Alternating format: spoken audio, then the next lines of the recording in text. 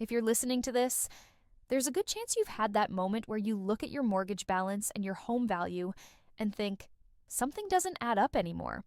For a lot of homeowners in Arizona right now, that's exactly what's happening. Payments may be high, balances may have grown, maybe you've taken a partial claim, a second lien, or a HELOC over the years. And now, even after years of ownership, you're realizing you might owe more than your home is actually worth. That realization can feel heavy. It brings fear, confusion, and often a lot of bad advice from people who mean well, but don't really understand how foreclosure and distressed options work in Arizona. Today's episode is about one very specific tool that applies in that exact situation. Short sales, when they actually work, who they truly help, and just as important, when they are not the right solution. I'm Hope, and this is the Hope Podcast, brought to you by the Offer Company here in Arizona. My goal today is to replace panic with clarity and help you understand what a short sale really is, how it works here, and what it can realistically do for you. Let's walk through this in a way that actually makes sense. One of the biggest problems we see is that the term short sale gets used loosely. People hear it online, a friend mentions it, an agent throws it out as a generic option. But in reality, short sales are not flexible tools. They have a very specific financial trigger. If that trigger isn't present, a short sale isn't just unnecessary. It's the wrong move. Let's start with the most important rule, because this clears up a lot of confusion. A short sale is only used when your home is worth less than what you owe on it. If you have equity, this is not the right tool.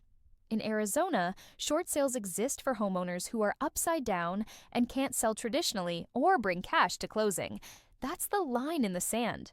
When your loan balance is higher than your home's value, a short sale may be one of the only realistic ways to avoid foreclosure without writing a big check. This is why understanding your real numbers matters so much. If you have equity, even a little, you usually have more control.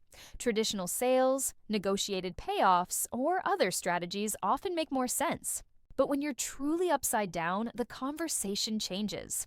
At that point, you're not choosing between good options, you're choosing between damage control options. That's where short sales start to make sense. And more people are finding themselves in that position than they expected.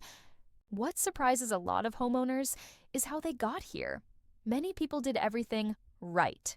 They owned for years. They made payments. But over time, balances quietly grew while values stayed flat. That creates a gap that feels invisible until it suddenly isn't. We're seeing more short sales today because the math has changed for a lot of homeowners. Home values haven't moved much in many areas, but balances keep growing. Between partial claims, second liens, and HELOCs, a lot of people now owe more than their home is worth even after years of ownership. That catches people by surprise. It's not about bad decisions. It's about how the numbers added up over time. When that gap appears, a short sale becomes less of a choice and more of a financial reality. Once that gap exists, homeowners often feel trapped. You can't sell without bringing money. Refinancing is usually off the table. Reinstating can be unrealistic. And foreclosure pressure may already be building in the background. That's where the emotional weight really sets in. Not just financial stress, but the feeling of losing control over the timeline.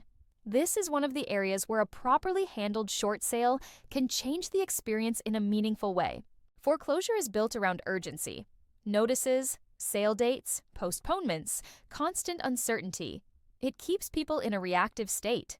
Short sales, when structured correctly, often shift that dynamic from reaction to planning. One of the biggest emotional shifts we see is what happens to foreclosure pressure. When a short sale is set up correctly, with a real buyer and a complete file, lenders often pause the trustee sale while the short sale is reviewed. That can change everything. Instead of living week to week with auction dates, many homeowners suddenly have breathing room. That time gives you space to think clearly, plan your next step, and move forward in a controlled way instead of being rushed out. That breathing room isn't just administrative, it's emotional. It allows people to stop operating in panic mode. It gives space to make decisions with a clear head instead of constant fear of the next deadline. And that leads into one of the most misunderstood parts of the short sale process. Most homeowners assume that once foreclosure is involved, everything moves fast and they'll be forced out quickly. But short sales often create a very different timeline. That time component is one of the most powerful and least talked about benefits. Another benefit most people don't expect is time in the home. In many Arizona short sales, homeowners stay in their house for months while the process plays out. During that time, mortgage payments are often paused.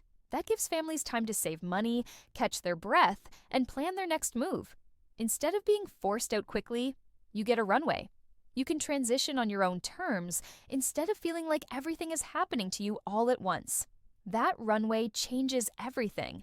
Time to save, time to line up housing, time to plan logistics, time to emotionally reset. Instead of being pushed out by a clock, you get space to take control of the transition. And in many cases, there's also practical financial support tied to that transition. Moving is expensive. Deposits, movers, setup costs, and basic living expenses add up quickly. For homeowners already under financial pressure, that can feel overwhelming. This is where many people are shocked by what lenders sometimes offer. A lot of homeowners are surprised to learn that many lenders offer relocation assistance in short sales. In many cases, people receive cash at closing to help with their move. We regularly see relocation funds offered, sometimes up to $10,000, depending on the loan and investor. That money can help with deposits, moving costs, or getting set up in your next place. It's not guaranteed, but it's a very real benefit that can make a stressful transition much more manageable. That support often changes how people experience the exit. Instead of feeling like they're falling off a cliff financially, they have a cushion. It doesn't fix everything, but it gives people a chance to land on their feet. Of course, most homeowners are also thinking beyond just the move. They're thinking about their future. One of the biggest fears we hear is, what is this going to do to me long term? Credit, deficiency balances, how long this follows you, whether you'll ever be able to buy again. Short sales and foreclosures are not treated the same in those areas. A properly handled short sale is very different from a foreclosure in how it affects your future. In many cases, homeowners avoid a full foreclosure mark on their credit, protect themselves from a 7-year foreclosure record, and avoid deficiency balances being pursued. That means the unpaid portion is often forgiven. Because of that, many people are able to recover faster and even qualify for another mortgage much sooner than they would after a foreclosure.